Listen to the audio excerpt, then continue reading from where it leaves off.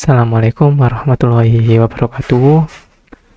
Perkenalkan, nama saya Hamdan Hitya Pratama, NRP 0822040013, kelas D4 TP4A. Di sini saya akan menjelaskan oscillating flow path cylinder. Baik, topik pembahasan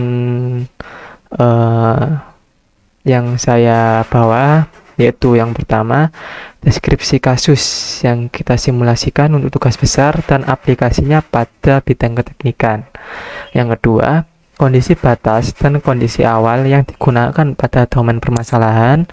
Yang ketiga, metode meshing, tipe mesh yang digunakan dan hasilnya di Salome. Yang keempat, bagaimana kondisi batas diterapkan di OpenFOAM. Yang kelima, hasil simulasi. Baik, yang pertama, deskripsi kasus.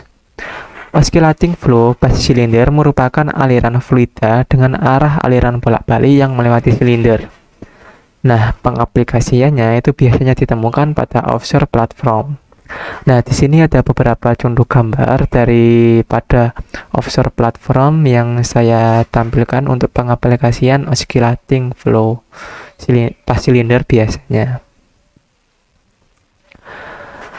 Kemudian yang kedua yaitu pada kondisi batas pada domain permasalahan, yaitu kita mendapatkan nilai masing-masing variabel. Yang pertama yaitu ada simbol alfa di situ. Alfa adalah sudut silinder ke-1 dengan sumbu Z. Yang kita dapat yaitu 15, kemudian R yaitu radius atau jarak pusat silinder dengan pusat koordinat, kita mendapatkan 1,25 dikali D. Kemudian D yaitu diameter silinder, yaitu kita mendapatkan 1. Kemudian frekuensi kita mendapatkan 0,2, kemudian amplitude yaitu amplitudo kecepatan aliran bolak-balik kita mendapatkan 1. Kemudian L yaitu level shift kecepatan aliran bolak-balik kita menggunakan atau yang kita dapat yaitu 0, 0, 0.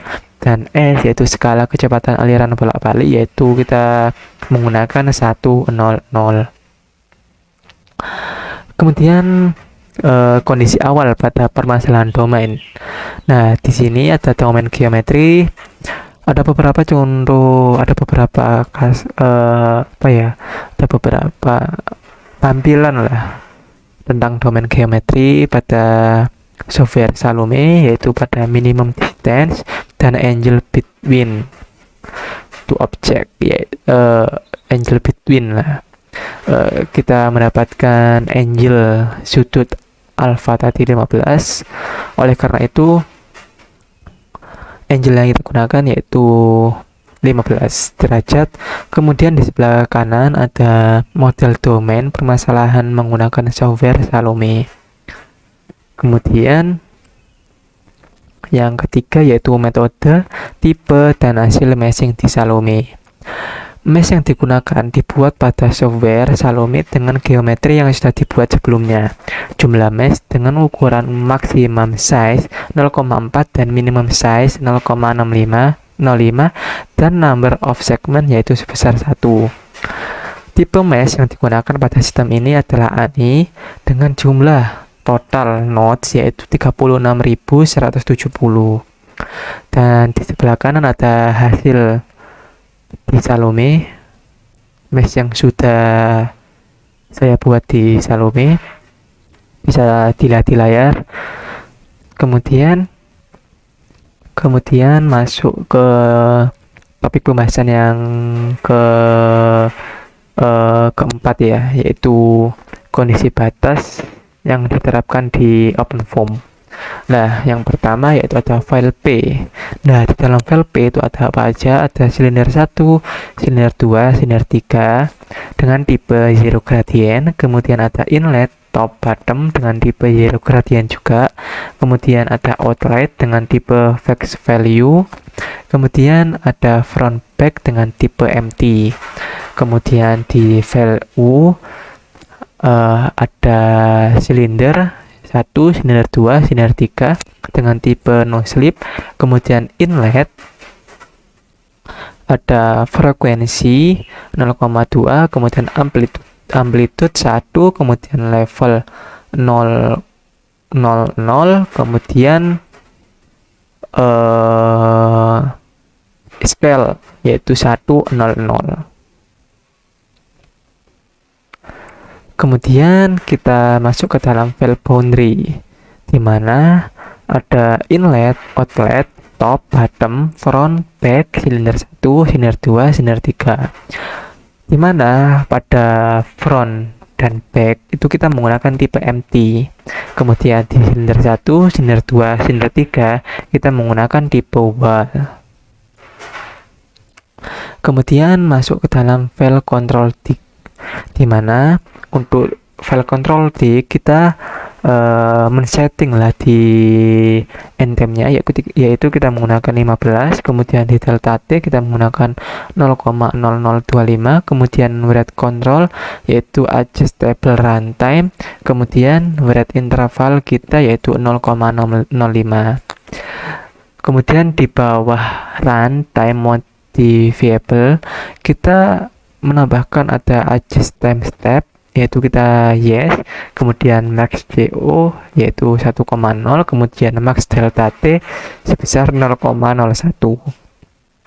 Kemudian ada tambahan juga di function, ada tambahan force coefficient yang pertama, kemudian force coefficient yang kedua, kemudian ada force coefficient yang ketiga.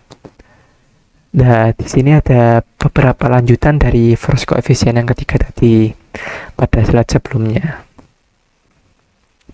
Kemudian kita masuk ke dalam topik pembahasan yang kelima, yaitu hasil simulasi, di mana ada vorticity contour atau animation.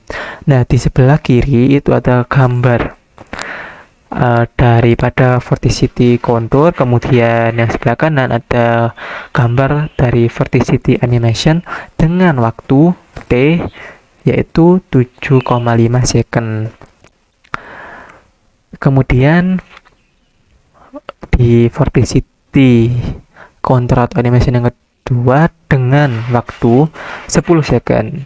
Di sebelah kiri ada vorticity contour dan di sebelah kanan ada gambar vorticity animation pada waktu T sama dengan 10 second. Kemudian masuk ke pressure contour atau tekanan kontur tekanan. Pada gambar di sebelah kiri itu kita menggunakan waktu 7,5 second, sedangkan di sebelah kanan kita menggunakan 10 second. Kemudian masuk ke plot koefisien gaya terhadap waktu, di mana force 1 atau silinder 1, lift koefisien CL dan drag koefisien CT bisa dilihat pada layar. Grafik yang sudah saya tampilkan untuk lift koefisien dan drag koefisien pada force yang pertama. Kemudian di force yang kedua atau silinder kedua, plot koefisien gaya terhadap waktu yang sudah saya tampilkan atau sudah saya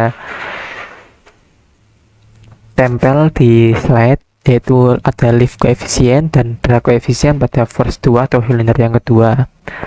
Kemudian pada force yang ketiga atau silinder yang ketiga sudah saya tampilkan juga grafik daripada yang sudah saya buat di Excel, itu lift koefisien dan drag koefisiennya. Kemudian kita masuk ke menentukan silinder yang mana yang memiliki koefisien gaya paling besar. Nah, pada kasus ini yang sudah saya selesaikan, silinder yang menerima gaya terbesar yakni pada silinder kedua, yaitu pada drag koefisien maupun lift koefisiennya. Mengapa silinder yang kedua? Karena didapatkan bahwa semakin besar kecepatan arus dengan dimensi pada silinder oscillating kedua, maka koefisien gaya yang diterima oleh silinder tersebut akan lebih besar daripada koefisien gaya yang diterima oleh silinder yang kecepatan arusnya lebih kecil, seperti silinder yang pertama sama silinder yang ketiga. Baik, kita masuk ke animation oscillating flow cylinder. Di sini saya menampilkan video animation oscillating flow cylinder yang sudah saya buat. Di sini ada arus bolak-balik ya di video ini. Di masing-masing silinder ini ada arus bolak-balik.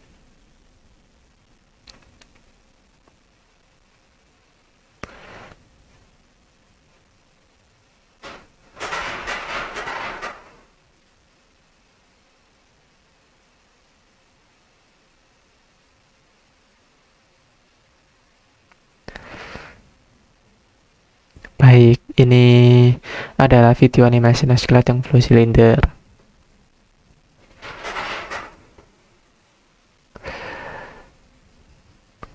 Baik, terima kasih atas perhatiannya. Sekian presentasi dari saya.